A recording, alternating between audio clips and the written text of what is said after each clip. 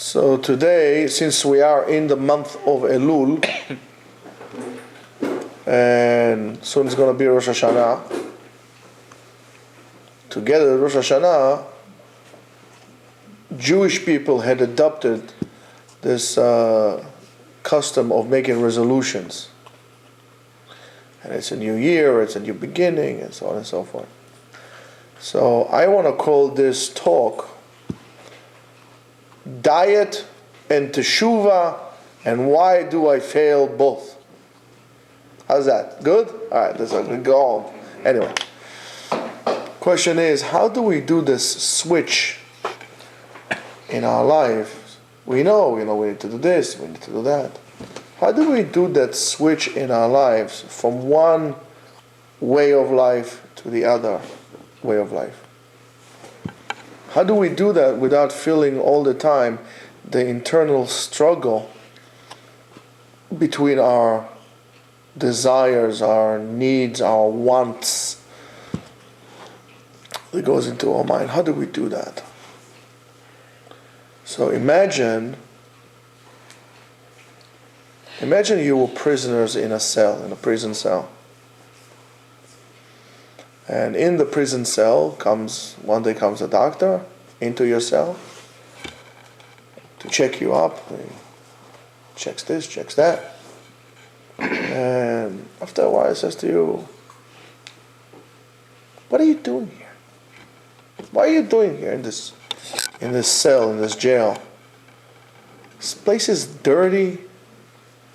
This place is filthy.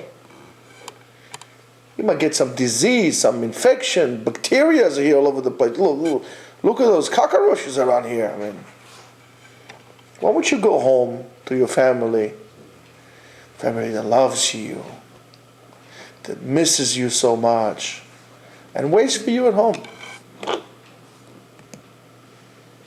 You would say that a doctor like this is not normal. It's not normal. This is usually what happened to us. Whether we ourselves realize there's a change that we need to do in our lives, or somebody tells us, why do you live your life the way you live your life?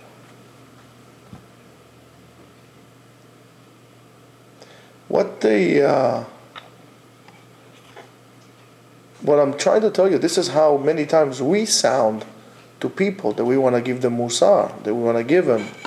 Why don't you keep Shabbat? Why don't you stop smoking? Why don't you lose some weight? Right? What we sound to these people is, don't do this, don't do that. You should do this way. You should do this the other way, and so on and so forth. Or like you go to the doctor, not feeling that great. You go into the doctor tells you, your cholesterol is high. You need to lose some weight. Your blood pressure is too high. Thank you very much. That I know. After all, this is why I came to the doctor. What are you telling me here? What that prisoner need at that moment is not musar, is not a rebuke about why do you do this and why you stay here. What this prisoner need is what? Is a key to go out and to be free.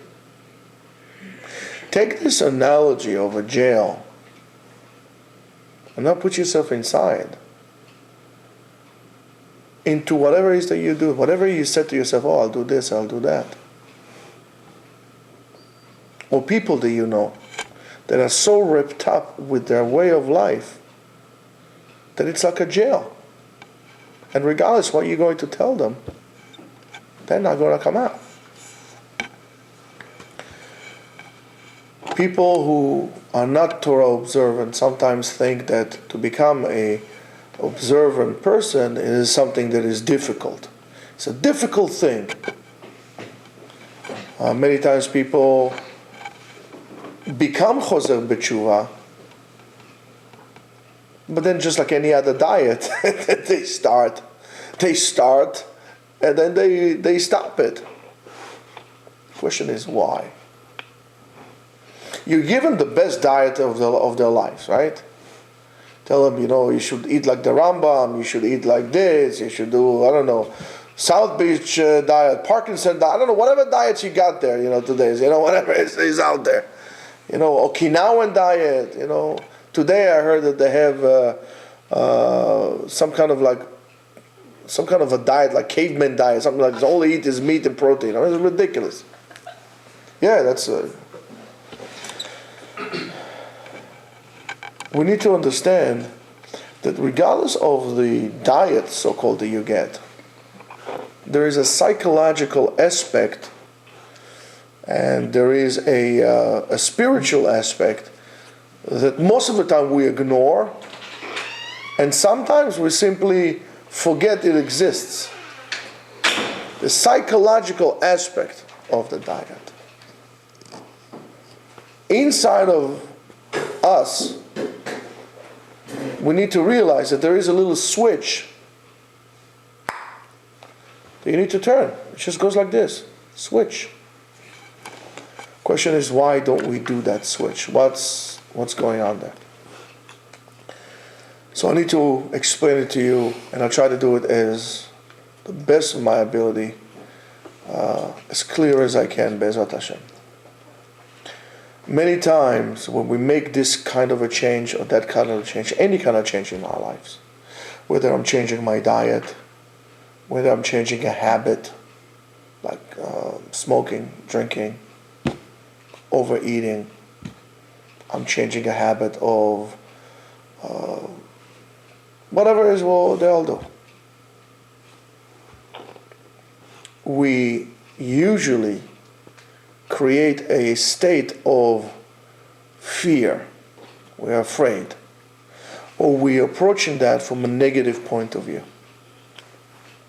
There's always this little voice, this negative voice in our heads that tells us, no, come on, really, it's not going to work. It's not going to work. Or, come on, really? You really think you're going to succeed this time? Really? It's just not going to happen. And you try to let go, and the voice comes back and says to you, listen, we tried so many times, and it didn't work. Did you ever think, why did we really start so many times different things, and yet the amount of challenges that we decided to take on ourselves is less than you have fingers on your hand, on one hand? Very few people accomplish something from beginning to an end in their lives. Many people, most of the people, start many things and they never finish. The question is why? At this point, what happens to us, we start to crack. Don't be surprised when a crack in the ice appears under your feet. All of a sudden, if you ever walked on an ice lake or a creek that is icy, you're very careful putting your foot, putting another foot. All of a sudden you hear like, and then adrenaline goes. The fear comes in. That voice that we have in our heads is the crack, but this crack is real. And it happens. And that starts to shake and shatter our self-esteem, our confidence. I'm not going to make it. I'm not going to make it. I'm not going to make it. I'm not going to make it. Before you know, you don't make it. It's like a self-prophecy. I'm not going to make it. I can't do it. I can't do it. I can't do it. Never happens. So one of the things to do is, for example, just to give you a stick preview, is let's say you're jogging and you're going for a long thing, or let's say you're in boot camp or something like that. is don't think about the end of the run, because you don't know sometimes how long you're going to run. Just to think about putting another foot ahead of you and then another one ahead of you, and just simply go like this. Because if you say, oh my goodness, I don't know how long we're going to take us, and you're going to fail, you're not going to make it. You're going to get tired, and you're going to be out of oxygen, and some change is happening inside of you. Where if you're going to think, okay, next step, or you're going to say, you know what, excuse me, I'm going to run from here to this tree. Okay, from that, and then another tree, and then another tree, and then another tree. Something happens. We sometimes say, well, you know what, maybe it's my bad mazal, it's bad luck. Maybe sometimes it's, you know what, it's my parents who do this to me. It's my parents, you know what, I got it. It's my parents' fault. Whether it's genetic, whether it's, nature versus nurture, you have an excuse for everything. We need to understand that this process is not something out of the ordinary. It's quite unique. It's not unique, and it's quite natural. And it goes like this. As humans, we are creatures who don't like change. We don't like change.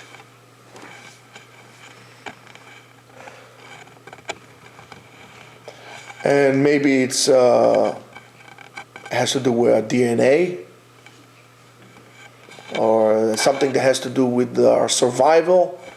You know, if you going to have change, what will happen is, you're gonna start worrying about your food and your survival and so on and so forth. So maybe it's really deeply rooted inside our DNA. We don't like change regardless of what it is. So you're going to ask me, for example, how a certain president was able to carry over the wind of change. It's because he didn't have any change. The same Washington all over again. There was no change there. But yet something happened. Since we are not people who like change, and it's a survival thing, our brain operates in such a way that in order to maintain an existential stability, it prevents us from seeking change and inflicting change on our lives. So therefore, every time a change that comes into my life, I'm about to do a change, it takes me out of my comfort zone at the area in which I'm comfortable in, and that change, in a way, creates a chain reaction where my nerve system sends a message to my brain, there is a change coming up. That goes to the brain. The brain translates that signal many times as fears, sometimes as a doubt, and sometimes as just plain good old worry. I'm very worried about it. It's a change. The brain also translates as many times as danger. And since it's danger, it encourages us in any possible way to bring back the situation to where it was before. Our mind wants to go back. You know, for example, that smoking a cigarette is bad for you. So he says, I'm not going to smoke anymore. Your body feels a change. Your mind says, okay, change is no good. We need to maintain a routine. We need to be like machines. We can't be. And the whole beauty of it is humans do inflict change. Human are people, and that's what the Torah is trying to tell us all the time. You could change, and change can happen all the time, in any given moment. So when we have this, it is almost like a process, like you have, let's say, a thermostat, that his job is to maintain a certain temperature. That thermostat is going to make sure that no drastic change will happen to the temperature. You're not going to find severe changes or great fluctuation of temperature. Let's say, for example, in the refrigerator, that it goes up or it goes down, and all of a sudden it goes to, the refrigerator is not going to do that. It's going to always maintain it within a certain range. So therefore, in other words, we need to calibrate our thermostat that it's in our brain. We need to recalibrate the way we think. And if we're not going to do that, we were never going to be able to change and even make ourselves better. And that's the problem that people have with changing. That's why you're going to have 60-year-olds, they still have the mentality of a 6-year-old. They don't want to change. They're afraid. Weak people don't want to change. Strong people don't care. In a battlefield, those warriors, those fighters, those soldiers who thrive on change, on the ever-changing battlefield, who are able to respond to the challenges, they come at full capacity all the time. These are your special forces. Most of the people are not special forces. Most of the people are concerned they need to get the meal at a certain time, this at a certain time. There's no change. And that's the problem. I mean, it's a huge problem. We became so sheltered in our society that we don't allow change. That's why you have so many, and more so men than women, immature men. You chickens. You chickened out.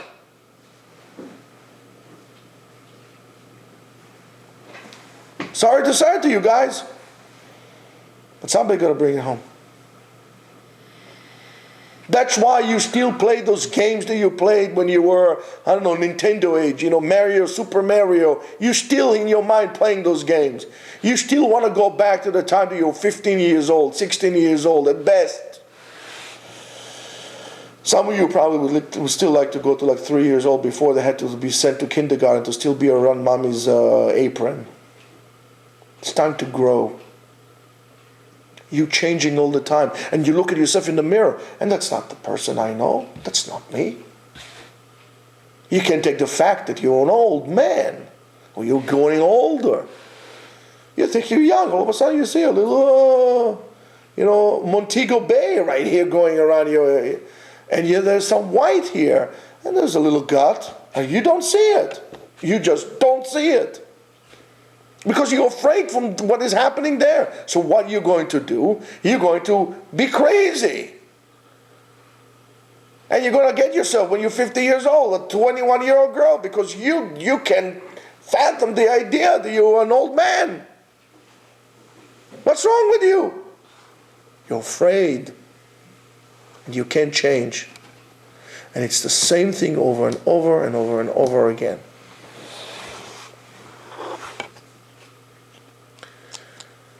If we could just calibrate the thermostats in our brain that would allow us to execute change, significant change in ourselves, and by doing this change, we'll create a new momentum in our life. The problem is that we can create a new momentum in our lives, and you're like a car that goes, 4x4. It has the ability to go. But right now you're inside mud. And you say, well, I am 4x4. I have a V8. I have 360 horsepower. I have, and on and on and on. And you're spinning your wheel in the mud. And the more you spin the wheel, the further down you sink. And that's what we do. Spin the wheel. There's no momentum. Sometimes you need to put a cable and then pull the car out. That's the momentum that comes to your life. You can't do that. You can't change. You can't change. You would not be successful in anything you do in your life. Nothing. You have a big F here for failure. And you tried this and you failed. Okay, I'll try this. And I failed. Okay, so I'll try this. As long as I'm alive, I can change. As long as I can change, I am alive. You could do so, and if you do that, and you recalibrate your brain, you can face and overcome great difficulties of your life. A woman with 4 kids that is about to be divorced, or a woman with 2 kids that is about to be divorced because her husband was so immature that he went with a young girl. He's going to say, oh my goodness, how am I going to live my life? It's a tremendous thing, and yet they can do that. If you're going to change your outlook. If you're going to look at the change itself as a segment of blessing, that the change itself is blessed, as the change itself is a good, positive, and a blessed experience. It's a bracha that I don't have to be with this. Thank God I got rid of this old husband of mine, this buffoon who is like another child. It's a change. It's good. It's going to be hard. It's good. If you be able to look at things differently, you're never going to have again experience in your life which is going to be another failure, another useless effort, but rather something that is good, something that is positive. That fear is not a present in it. You're not afraid of it. You're not afraid of changing. You're not afraid of transforming. That's the problem when somebody said, I'm going to go to someone, I'm going to tell them I'm sorry. He's afraid of saying I'm sorry. He's afraid of being wrong. It's a coward. Feel bad for a person like this. Because he's afraid of the change. He liked the situation the way it is. He would like to maintain the status quo that he hates me and I hate him. I don't want to change this. I don't want to be the agent of change. He's going to say, you know what? I'm sorry. Please forgive me. That's why people like this are the most miserable people ever. Whether it's a husband and wife, look how much the Torah is trying to tell us, Chachamim are trying to tell us. You have to ask your fellow Jew, excuse me, I'm sorry, please forgive me. I want change. It's like in politics. Sometimes both sides would like to continue complaining and not solving the problem just so they continue to complain. They would like to maintain the status quo. They don't want to change it. The problem becomes bigger, but they're still holding on to the status quo as they're holding on to the altar. A change is good. Sometimes change makes you do things. Why were the Jews always so successful? Socially speaking, not religiously speaking, theologically speaking. Because they always had to change. They had to go to a new place. Jews always went to a place in which they were welcome there and they were allowed to prosper. They learned new languages and they went to new places. Change was good. It made them better. Countries that stayed in one place, it's not the same. Look at Rome. Look at Spain. They built a 47-story building. They forgot to put an elevator. Hello? This will never happen in Israel. First they will build the elevator, then they'll build the building.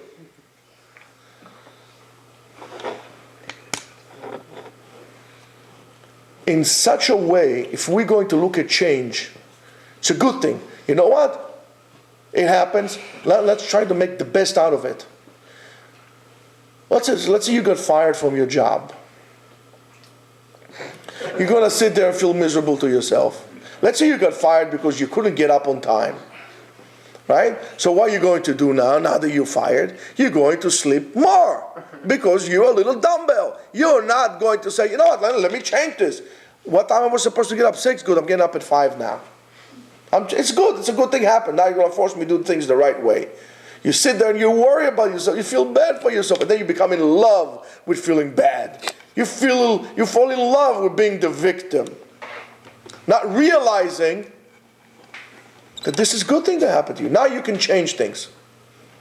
Sometimes you need to get kicked out of the job in order to find a job that is better to you, because then you say, and we like it. It doesn't make a difference how bad the job is. I'll hold on to the job and so on and so forth, because we don't want to change. Rabotai, don't think it's so strange, because what happens is the same thing. A woman who is abused or in an abusive relationship many times would like to stay in their relationship instead of breaking it up and going somewhere else and having a new life. A woman who is in an abusive relationship, or the guy or the husband doesn't like her, doesn't want to be with her, she will still run after him, because it's better to deal with this than with what is an unknown. The unknown is good. If it wasn't for the unknown, if it wasn't for the change, America would not have happened. Explorers would never find. We would still live in like who knows where, somewhere in Europe, doing whatever we were doing there, eating each other up. All those changes that happened because people were curious, they wanted to find it. And this is only the small percentage of the people. Don't fall into this sleep, this forever sleep of everybody else. Let's keep the status quo, sleep the situation. I want a job, I'll get up in the morning, I'll come home, I'll get up in the morning, I come home, I get up in the morning, I come home. This is your life? Yes, I would rather do that. I don't like it, but you know what? It's not bad. Then to go, try to do something else. Maybe we say, and Chazal tells us, Meshane makom, Meshane mazal. Change place, change your luck. Change is good. Change is the essence of Judaism. Change it.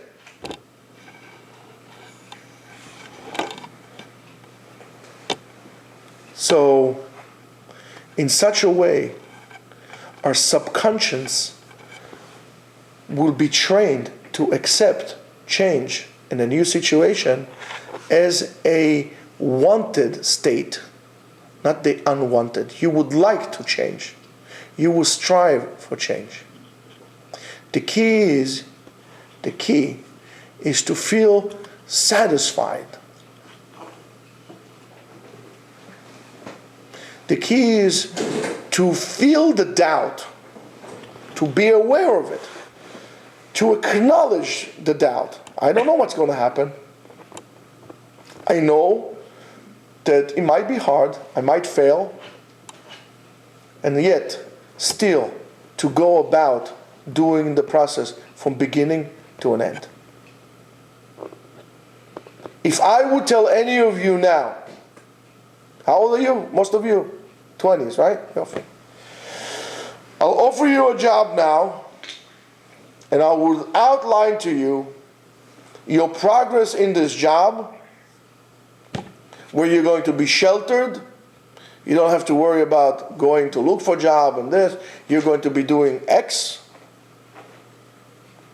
And that's what you're going to be doing for the next 25 years. Good pay. How many of you are taking it? I think all of you. And if not, I don't believe you. All of you will take it. Don't you want to experience and to know what you're really worth? Don't you really want to know if you're worth something or you're not worth something? What are your abilities? And let's say you find out that you're worth nothing. That's also terrific. Now work on it, change it, become something. Make some noise. Make some noise, change.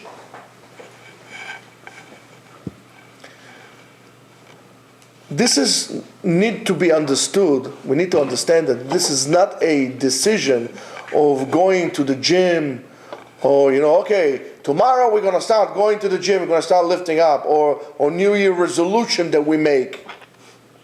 Absolutely not. It is not that. Stop smoking is a resolution. It's not that. Stop going on a diet. It's not it. It is an understanding, and we need to understand that decision is going to change our brain.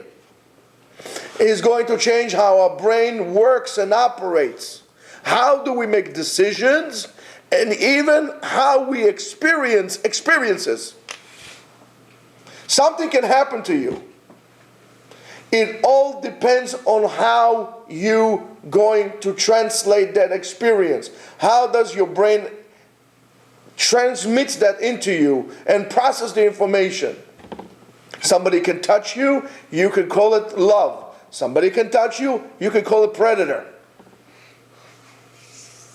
It's all on how you do it. How do you go about it?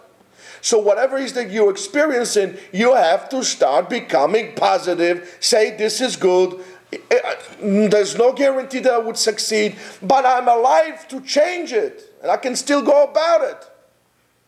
And you don't want to do it because you want to compromise on the comfort. You don't want to step out of the comfort zone. You want to stay here all the time. You don't want to come out, for crying out loud. That's why most people don't go hiking.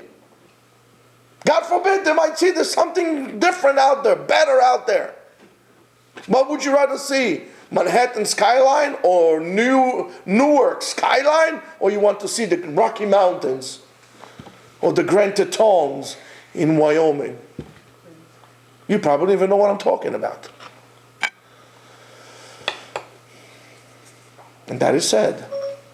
And now you need to change it. We need to understand that this effort is not only focused for one field, for that field, for this area, for the other area. Here we're talking about a change of a lifestyle. We are talking about changing the way you live your life. How you look at the world. The problem is that our life is so overburdened with so much, we're so busy. That's why I call you, it's the busy trap. It is the busy trap. We are so busy that it becomes a trap, and that's why I try to explain to two of you in the morning. That we forget in this trap, we forget it all. What are we doing? Why are we doing? What is the purpose that we live? What do we live for? What is the purpose and what is the reason that we act the way we act? So you need to refocus. And the time to do it is now. And that's the reason why people don't do Teshuvah and don't maintain it. And they go in and out of faith like a revolving door or anything else in their life. That's why most people are underachievers. The time to refocus is now. This is an opportunity.